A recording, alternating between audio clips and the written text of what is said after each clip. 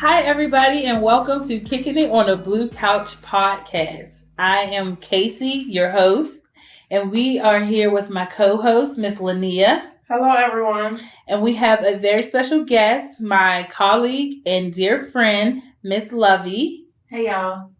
So today we're talking about showing up for yourself. What it looks like, how it feels, is it hard or difficult? I think that I've mastered showing up for everybody else, being there for them, making it happen for other people. If somebody needs something, they call Casey. I'm the go-to person for everybody else. Somebody's feeling emotionally overwhelmed and they need to dump their feelings, they dump them on me. And I've become the person to be available for that. And I started to realize that at the end of each day, I no longer have energy for me. And lately, it's just become overwhelming. I don't have it to give. And it got me to thinking, how do I start to show up for me? How do I start to change that to allow people to know that I'm giving too much of myself to them and I need to reserve some of that for me? So I started setting real strong, firm boundaries and giving myself permission to allow other people to be that for me, because apparently they missed the memo that that's what I needed as well. So I recently had a conversation with my family, and we talked about how, what role we play in each other's lives. And I told them that I no longer wanted the role of being everybody's dump person. Yeah. I don't want to be the person who has to carry and do and be everything for everybody without getting that back in return. And everybody was like confused as to what I was saying. And I had to explain to them that it wasn't a them thing. It was a me thing. It was me not making it known or giving myself permission to allow other people to be there for me. Since I had to do everything for everybody, I in turn had to have it together and not allow everybody else to see that I needed them in the same way. So I sent a text message to a lot of people asking them, what does it mean to show up for yourself? In your words and your understanding, like, what does that mean? And so I got some responses, and you got some responses too, right? I did.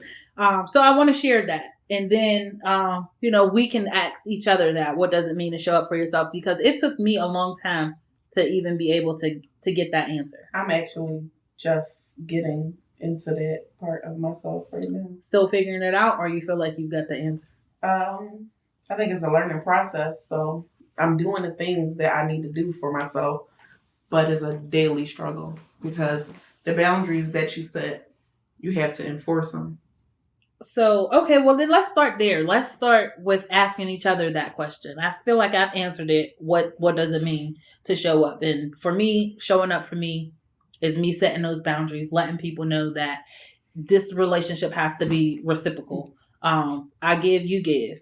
So let's start there. Lovey, what does it mean for you to show up for yourself? I think it's something I'm still learning as well. Just kind of like you said, when it comes to my family, sometimes we give ourselves those unofficial roles, and I found myself being the dumper for everyone else. So for me, it's just saying no and letting people feel how they want to feel, because I have to deal with my feelings as well. So it doesn't make sense for me to give everything that I have to everyone else, and I have nothing for me. And then when I need something, those same people that I'm always there for, they aren't there for me how I need them to be in that moment. And I think that is so important. Just allowing people to feel how they feel. Because just like you said, okay, I listened, but that's all I got. That's all I have right now. It's just an ear to listen. I can't make you feel better. I can't, because then I'm taking away from what I need. And when people don't check in after they do all that dumping, or even before they do all that dumping, that's hard. And now you're left to carry whatever you may have been dealing with, added on their stuff. For me, showing up for myself, I had to literally remove myself. I literally, physically, and mentally had to remove myself from the strongest bonds I've had. I literally just relocated in the middle of a pandemic because I started therapy and I started these things to take better care of myself, but I found myself still tending to everyone. Mm-hmm. So I literally packed me and my sons up and I relocated so that I can't be there for people. I'm not even physically around because they'll come to my house. They'll come and sit on my, like literally like sitting in my lap. And I'm not just listening. I'm finding alternatives. I'm figuring it out for everyone, not just my friends, my families, the men in my life. Like I literally would figure it out and don't even know that they don't know what's going on with me. Not if I'm having a bad day or if I'm literally falling into a deep depression. Nobody could figure it out or see it because I still was showing up for them. And, you know, when we get so used to people not checking in on us, we forget to check in on us. And I'm tired of not checking in on me. Right now in this place in my life, I have to be my priority. I have a husband and I have a son, but my selfish moments right now is making sure that at the end of every day, I've given something to me because I need that. I need that at this point in my life. At this point in my life, I don't have anything for anybody except for the children I'm born. I'm not figuring it out for you. I don't even want to listen, to be completely honest. And it's not because I don't care, but it's because I care too much. I wear what you tell me. Mm-hmm. I try to figure it out. I want to make it better for you, regardless of how it makes me feel. I take on the responsibility of making things better for people, and nobody did that for me for a very long time. And not because they didn't want to, but because I never said that I needed it. And I feel like that's common. We aren't the only people who feel like we don't know how to show up for ourselves. I think that that's something common that a lot of people take on, and they go through life thinking that maybe my purpose is to be there for everybody else. But then when is it somebody else's purpose to be there for us? And then is that somebody else's job? And you know, I think a lot of times people don't even want us to be there for them, but we just make ourselves available to do it. Oh, that is because, because like we don't give people the opportunity to do things for themselves because we always want to do it, right? Yes. And we can't always put ourselves in that position because it's going to be draining, it's going to be tiring, and then you're going to feel like, oh, when I need someone, they're not there for me, but they didn't even ask you for your help in the beginning. That is so on point. That is me. And then sometimes you feel like they don't appreciate you being there when wholeheartedly you could have just left them to figure it out themselves. And then they might actually figure it out themselves. Mm-hmm. I've learned that when I take myself out of the equation, things still get done. So therefore, it wasn't always them needing me. It was just me being available. Mm-hmm. So I'm really not available. I'm a great daughter. I'm a big sister. I'm a great mom. These are all roles that I play. But sometimes I could just step out and be a great person to myself. Mm-hmm. Right. We can be great in all those other roles. But when it comes to looking yourself in the mirror and being great to you, there was a point where I couldn't even identify what self-care was. And now self-care is not always going to go get my nails done, making sure my hair is done. That's not always self-care. And there was a time when I couldn't look at myself in the mirror and tell myself nice things. And sometimes I still struggle with not being able to tell myself nice things. So I think showing up for yourself is a work in progress, but we have to be able to identify what that is for us in our own understanding and our own words. I think the most undervalued part of self-care is actually feeling, taking care of all the feelings and feeling all the feelings. If you're sad, feel it. If you're happy, acknowledge it, but always do those things for yourself so that you can know that it's going to be okay. Yep.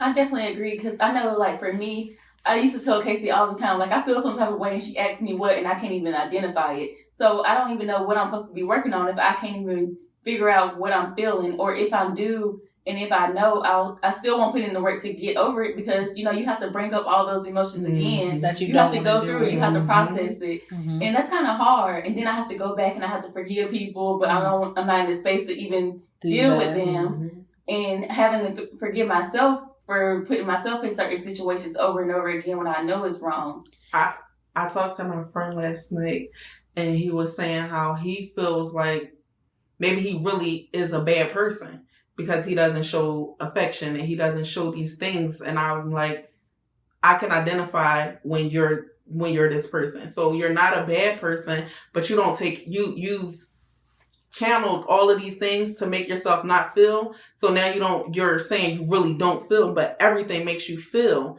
and you just act like you don't. So now, I used to be that same way. Nothing hurt me. I'm never hurt. My feelings don't hurt, but everything was bothering me. I just never spoke on it.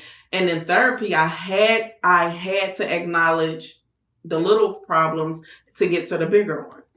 And since then, I stop and I think like, hey, today I don't feel good, but not because it's a bad day, but I might have remembered something that hurts me or triggers me. Even triggers, like once you step away from your triggers, you'll feel so much better. That's a part of self-care, escaping your triggers, because it could be somebody very close to you that don't even care enough to make you feel better. So sometimes you just really got to leave a lot of situations where they are.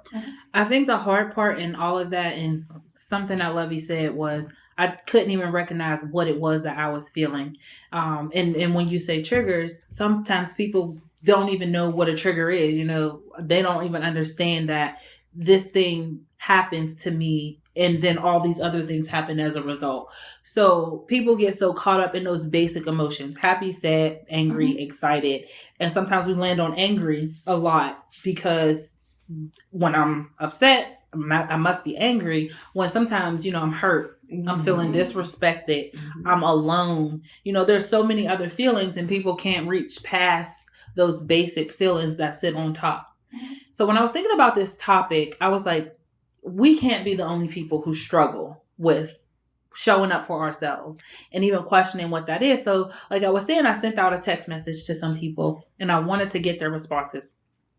I wanted to share their responses as well. So without saying any names, I sent it to people of like different age brackets, just because I wanted to know if the struggle kind of sits in everybody the same way.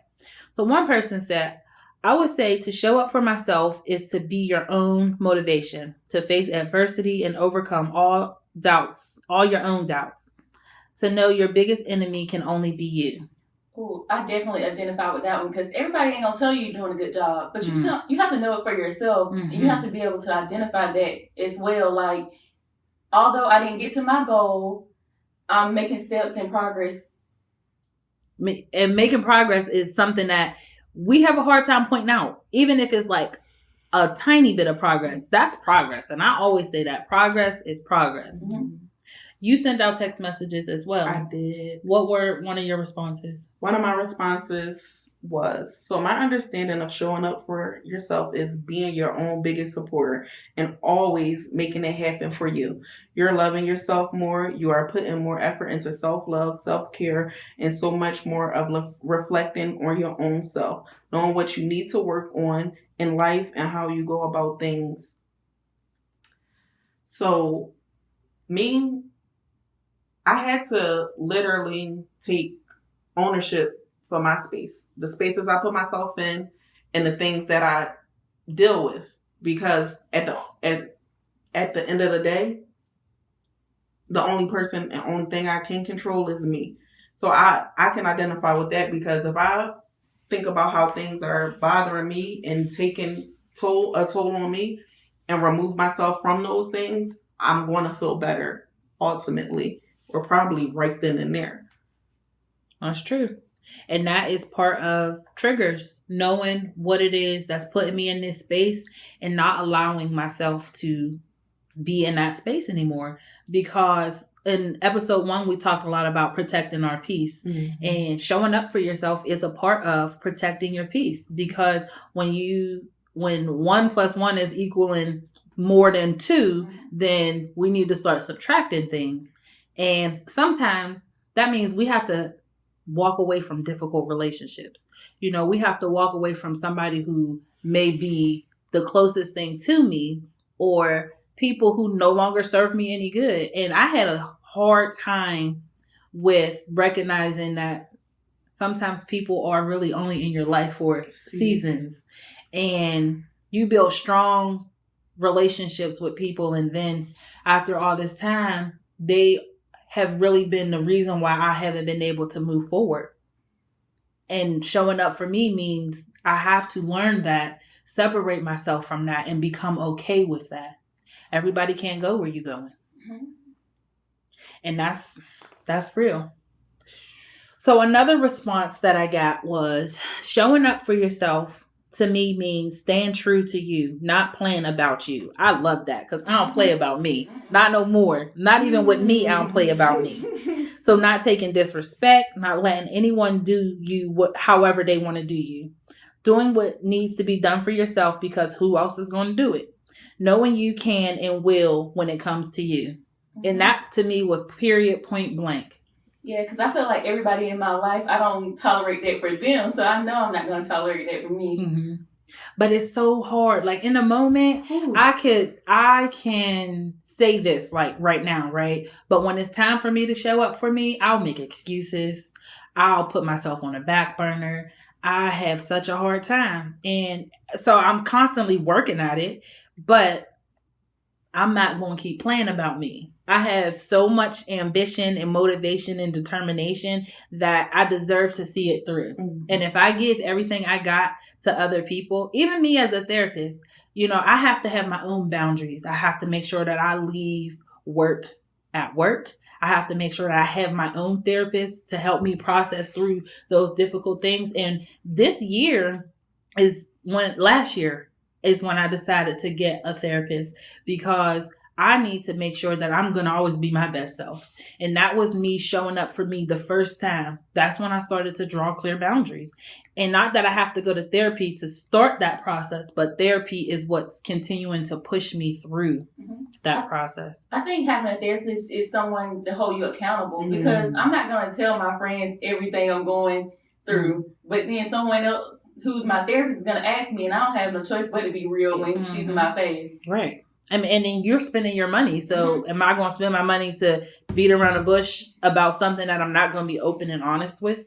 I actually agree with Lovey said wholeheartedly. My therapist is going to pull everything out of me, and I don't have a choice of sharing this part of just a little bit of information, which makes it so much better, because I be needing that extra pull, because sometimes my boundaries are set and I think I'm setting them, but then it's like, well, are you enforcing them? Mm-hmm. And that's the part. Mm-hmm. So do you have another response from somebody to share? Because, I mean, I'm getting a lot of insight from hearing that other people struggle in the same way. This answers, as the question was, what does it mean to show up for yourself? And they said, truly, at this moment, I don't know. Because I believe in order to show up for yourself, you have to know what you want and desire out of life. And I'm not there yet. Working on it, but I'm not at the finish line. Then she doubled back and said, actually, that can be a form of showing up for myself, since I'm working on it. Mm-hmm. As long as you can identify where the problem starts and you are actively working towards a goal, you are definitely showing up for yourself. Absolutely. Because you can't, Rome wasn't built in a day. And that was so honest of whoever you sent that to. That was so honest of them to say, because sometimes we just don't know. Literally. And people have such a hard time with not knowing or saying that they don't know, that they start to make up these own, you know, now I have to be this way for these people and this way for these people. And then we lose sight of who we are altogether. So saying I don't know is so raw and honest. Last year, one of my very best friends asked me, she was like, what are you doing with yourself? And at that point, I was like, who are you talking to? But then I answered the question, like, I'm doing whatever makes me feel good. Mm-hmm. Because at that time I had just started therapy. I wasn't feeling good. Like I wasn't showing up for myself. I wasn't even taking care of myself. Honestly, I was in a dark space and I was just existing. And since then, that question always rings in my head because it's like, I'm literally doing whatever makes me feel good. And since then, I've relocated. Mm-hmm. I've been able to hit my savings goal twice. I've been doing things that I never would have imagined putting myself in the predicament to do because I was just stuck. But now that I know I want to be happy, I've been chasing that finish line and doing those things for me. And is it hard? It's not the easiest thing, but it's necessary. It's necessary. It's so it necessary. Is so necessary. And two other people I sent this to, they both pointed out that showing up for yourself is not only a mental and emotional thing, it's also a physical thing. Mm-hmm. So it's a whole body experience. Like one person said, health-wise and financially, all of that, building, investing into you, taking care of you, whole mind, body, spirit, physical, all that stuff. Because we can't take care of our mental health and forget about our physical health. And we can't take care of only our physical health and forget about the other parts, because all of that makes us our best selves. I definitely agree. And that's why I think it's important to know, like, physical warning signs. Like, I know for me, I was telling Casey earlier, like, when I'm feeling some type of way, my heart will start to flutter, literally. And then I know, like, look, maybe you need to take a step back. Maybe you need to identify what's going on with you. Mm-hmm. Yeah, when I get overwhelmed or angry, it feels like something is sitting on my chest, like a weight is on my chest, and I have to do breathing exercises to actually calm down, because if I react in that space, it's not the reaction that I know I need to have. So I've been in spaces where I just breathe. So I saw a post on Instagram, specifically Lovey's Instagram. She called me out on that. So, and it said, take care of yourself so that you can share the best of you and not the rest of you. And that almost brought me to tears, because that is exactly where I am right now. I have been given so much of me everywhere else, and having nothing left over for me at the end of the day. And my husband hates it. He hates that at the end of my days that I am drained and I can't even watch a show that I like to watch, because I've given all of me to everybody else, and not even just work, because work I'm obligated to, right? That's my job. I literally get paid to give myself to other people. That sounded funny. Like prostitution to me. Okay, not a $40 ball, but I literally get paid to show up for other people. That sounds a little bit better. But when it comes to my family, I had a conversation with my sister, and we were literally trying to understand each other's places. She felt like, she missed out on me as a sister. And at some point I felt like I missed out on her as a sister.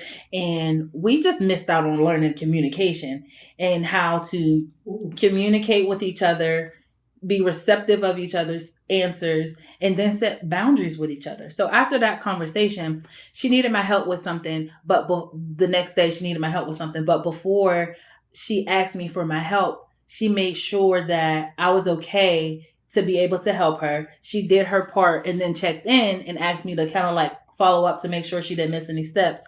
And that meant everything to me, because not only did you respect the conversation that we had, you showed that you heard me, you listened, and our relationship means enough that you care about everything that I laid out on you. Because I don't allow people to show up for me in that way, because for some reason I think that they won't or that they can't.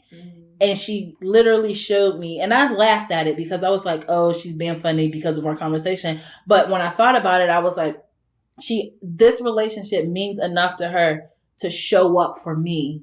And it made me feel like I did good by me by putting that boundary out there and seeing that people are willing to respect that. A step that I had to do in therapy when I first started, I had to have the tough conversations with the people closest to me. One of those people is my little sister. Like, my little sister is my heart outside my chest. And we didn't have the regular sister situation. I was more of a mom. So I was so used to taking care of her that she didn't know that I was tired of it. And I kind of had the conversation, and I just was like, for the most part of our life, I'm your go-to. I've bank accounts, job applications, anything that you need, I do. And it was hard for me to have a conversation because I didn't want to hurt her feelings, because I'm like, this is my baby. I take care of her. That's what I've always done. And as soon as I had that conversation, the roles were reversed so fast. Like, when I tell you, she held me down. Like, it's so crazy because I never spoke on it. So she didn't know.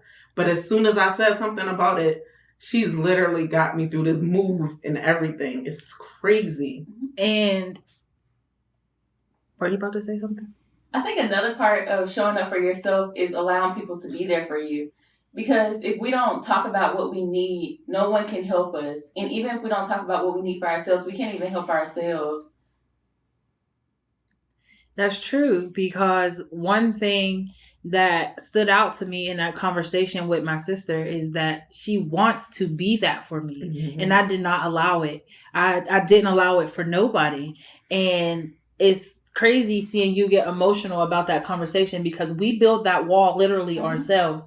And it's like, why is it so hard for me to ask for help? Or why is it so hard for me to get help? When it's really not hard. We just got to do it. Mm-hmm. And we'd be surprised at how many people are willing to show up for us. And in turn, it shows that all we have to do is literally show up for ourselves and have that conversation. See, for me, it used to be, I could not hear the word no, because I felt like I give and I give and I give. So if someone was literally going to tell me no, I don't even want to ask for it. I want to figure it out myself so I don't have to have that letdown. And that's another reason why I didn't have people showing up for me, because they didn't know that I needed it. I've never spoke on it. I even have friends and they be like, you don't ask for anything. And it's like, I never want to be told no, ever. So I'll go without before I ask, and you tell me no. I think just another perspective that actually one of my clients had told me, because that's what I'm trying to learn too. Like, I don't want people to tell me no, because I feel like I'm always doing for other people. So that's kind of disappointing. But they told me that sometimes people tell you no because they know that you can do it yourself. And, some people are going to tell you no because they can't do it, or they're just that person. But sometimes we can figure things out ourselves and no one else has to do it for us. So to hear that no gives you a little bit more motivation. Like, you may be mad, but you're going to get it done at the end. I was watching a TV show, 911, earlier, and in it, she said the right no is better than a wrong yes. And that spoke volumes to me, because if it's something that I can do for me, then let me do that for me. And I appreciate that no. So for you guys, it's hard for you to hear no, but for me, it was like I have to present in a certain way. I had this fixation on needing to be perfect, right? I'm working towards something that is literally impossible. So after having this conversation with my family, me, my brother, my sister, and my mom, and I said that to them, like, I feel like I have to always have it together. And they're like, why? Why do you feel like that? And I had to laugh at myself, like, why am I putting that expectation on me, literally making it impossible for anybody else to show me that they're there for me? And I did that to myself. So while you guys are working on learning to accept no, I'm learning that there's no perfect is a perception that we create. And I'm never going to reach it. And why do I have to look like I have it all together when most days I feel like I'm falling apart? Yeah. And I know, like, one day my therapist told me, she was like, Lovey, nobody's even thinking about you the way you think they are. I'm telling and then I had to take a step back. I was like, girl, you tripping. You gotta say all that. But then I started thinking, like, I put on this persona, or I try to be, I don't want to say like more than what I am, but I try to do more than what I know I can. Mm-hmm. And nobody even cares. Like, I made myself an unofficial caregiver. Nobody wants my care. Nobody wants my help unless they ask. And that's what I'm learning. Like, all I have to do is open my mouth, and all they have to do is open theirs as well. Yep. And that is all that energy that we put into things that people don't even notice. We can put that into ourselves. If like I said earlier, sometimes I had hard times saying kind things to myself. If I could take all that extra energy that I put into that gets unnoticed anyway and loved on me, y'all know how confident I would be outside. Like, that's a thing for me. And I know I don't wake up in the morning and say like really negative things to myself, but sometimes it's hard just to find a positive one to get my day started. Like, when I wake up and I feel like, oh, it's going to be a bad day, I need to say, no, I'm going to make today the best day that I can make it. And sometimes that's hard. And I know I hear from a lot of people that, I can't even look in that mirror, or I can't even have that type of conversation with myself. So if I can say out loud, out of my mouth, that I struggle with just being positive and not sitting in negativity all day, then it's something that people can relate to. You could always hop up off the bed and turn your swag on. Oh, I love that. I love that. So, yeah, he was the first. He was the Soldier Boy was the first one to wake up, hop up out the bed, and turn his swag on. Okay. But we could take a lesson from that, because I love that. I swear, I'm getting up in the morning. Turn that on. And Alexa. Alexa, cue Soldier Boy, because I'm coming. Like, and that's how I need to look at it. Like, I get to wake up every day and start a new day. I have a job to go to. I have jobs to go to. I'm still trying to get up job. and it's a blessing to have those things. When I look at it, that thought could be selfish. It could be selfish, but it's real. And I know I'm not the only person. We're not the only people who struggle with that. So, I'm getting up out the bed and turning swag on every day. Every day. Listen, what they be saying, my biggest flex, listen, y'all gonna see it. Yeah, and I know for me, I'm starting to practice gratitude more, but gratitude specifically to me. So I'm asking myself, Lovey, what are you grateful for about yourself? Because I can name off, I'm grateful for my brothers, my mom, my job, but what do I love about myself? What am I grateful for about myself? And that's what I'm trying to put into my daily practice. And I think that is something good. I write affirmations and I stick them on the boys' mirror. I've done that since they could read. And then I also have like a gratitude journal. So every morning I have to write 3 things that I'm grateful for. And it could be as big as waking up or as little as running water. But I have to I write those 3 things every day, and they change. But those are things that I do for myself to remind myself that it get greater later and it could have been worse. So both of those are such great ideas. And sometimes people find it so hard to be vulnerable in general, but to be vulnerable with yourself, it's even harder. Like, that's another level of showing up for yourself. But when you're able to do that and really tap into what you're feeling, how you're doing, I think it's important to be able to say to yourself that it's okay not to be okay. It's okay not to have it all together. I don't have to feel like I have to have it all together, because at the end of every day, your only competition is you, and you're on your own timeline. And so to be able to be grateful for that, to be able to affirm that in yourself, says a lot about the space that we're all trying to work to get to. But I tell myself that I'm on my own timeline. I don't have to have it all together today. If I didn't finish it, the world's not going to be over because I didn't finish it. I also just be like, last year the world stopped. It literally stopped. So to be able to be in this space today in this world right now, sky's the limit, so I'm shooting for the stars. There's no way anything that I want I can have because the world stopped and now we're picking back up where we left off. But if that can happen, what else can happen? Anything. And I'm going for everything. That's how I feel. Yeah, and I know for me, when I was crying about a test that I'm trying to pass, Casey reminded me that moments aren't forever. And I literally wrote down every mirror in my house, so I have to see it every single day. But just reminding myself that things are just moments sometimes. And just because moments aren't always good, that doesn't mean it's going to be the outcome for the rest of everything else I have going on. So, can we agree today that showing up for ourselves has to be a priority? Sweetheart, that's my life goal right now. There's no other way.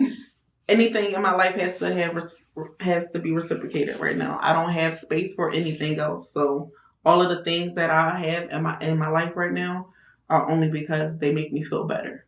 So no matter what it looks like, what you have to do to get to that space, I say do it. I say fight for it, because what you're fighting for is yourself. And nobody else is going to do that for you. This world, you come in it by yourself, you leave it by yourself. Sometimes you leave with other folks, but still. But in all honesty, this is your life. You only get one. This is the only one you have to live. And I want to be able to look back on every day and say, I gave this to me today. I poured this into me today. Because that means something to me. I also feel like don't beat yourself up if it didn't work out. Because some things don't happen, so greater things can happen. So if today wasn't the best day, tomorrow's going to be a greater one. Everything has to be taken one step at a time. Yeah. You cannot try to see the future. You can't control all the endings. You literally just do your part and make sure you're doing your best. Lovey had mentioned self-forgiveness earlier. And I know that's like a whole nother conversation that we can have, right? But another part of not beating yourself up, giving yourself credit, is recognizing that we don't always make the best decisions. And although some decisions we may have made may have caused us to land in some really difficult positions or some predicaments and consequences that we could have avoided, it happened, right? It doesn't have to shape what our future looks like going forward. It doesn't have to be who we are. It happened to me. It didn't happen. It happened to me. It's not who I am. I get to decide from this day forward who I am, who I'm becoming, and what this is going to look like. Yeah. And I think for me, also in showing up for myself, is the same pedestal or the same crates that everybody getting up on now that I'm trying to put everybody else on. I need to be up there as well, because how can I be on the ground trying to do for everyone else? And that is it right there.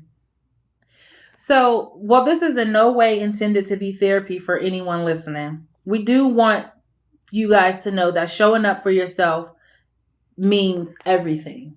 Whether that looks like you going to therapy or not going to therapy, taking care of your mental health, your physical health, your spiritual health, financial health, everything, full spectrum of things. Let this conversation be the voice in your head to let you guys know that you matter. And that's it. End of statement. You matter. We like to end every episode on a positive note. For our guests, we have a would you rather question that we'll all answer, but just to add a little humor into our serious conversation, would you rather have skin that changes color based on your emotions or tattoos that appeared on your body displaying your thoughts? What are tattoos at? All over. Visible places. Oh. This is hard. It is hard. That's why I didn't give an it. answer. I think maybe my skin changing colors, because sometimes I'll tell people I'm good knowing that I'm not. And so for someone to actually see that I'm not good or I'm not in this space, maybe that's me asking for help. I really like that. Okay. I think I'm going to do the tattoos. Okay. I have a hard time telling people where they had me effed up at. So if it's about to come across my head that yeah, this one you had me messed up at, it could be a conversation starter. Mm-hmm. So I think I'm gonna do the tattoos. I don't want to be purple with envy or something like that. Just look, I'm cool with tats anyway. So if this one had say yeah, you're not the one or the two, I don't even have to say it out my mouth, then it works for me. That's what I say. You ain't gotta say it. Listen, like, it works for me. I think I'm gonna go with colors. Mainly for one of the same reasons you said. I'll say I'm okay and I'm dead pissed off, or whatever I'm feeling. It's not coming out my mouth. So not for it to be not for it to show for other people, but for me to say, well, Casey, you're green, so you need to talk about what that feeling is, because now it's on you. Mm-hmm. So thank you guys for listening, tuning into the Blue Couch. You can find me also on www.caseycounselingllc for all your anger management needs. And see you next time right here, kicking it on the Blue Couch.